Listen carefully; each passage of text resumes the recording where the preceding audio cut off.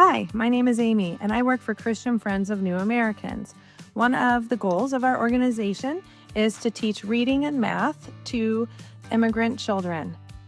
Also, we have a game and play time at the end of our tutoring sessions, which is where Greatmats comes to play. In 2025, we acquired a large space to do our tutoring program in.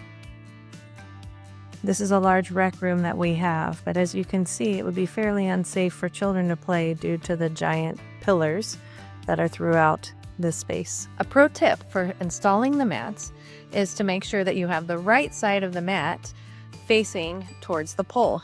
We learned this the hard way and thought that maybe we ordered the wrong size of the mat because they were not fitting snugly. They were too large. I'll show you what I mean.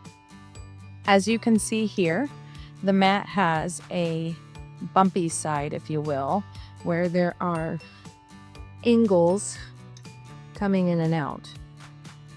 If you have this side towards the outside, it will be too large for the pole that you are wrapping.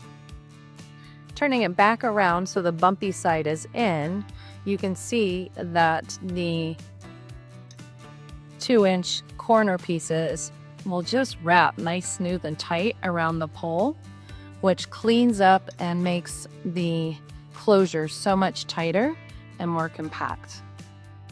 Another win for these mats is that when they do get a little smudge or dirt on them, just take a quick towel to them, wipe them up.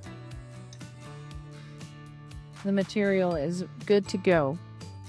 Thank you, Greatmats, for an excellent product that will keep our kids safe while they play.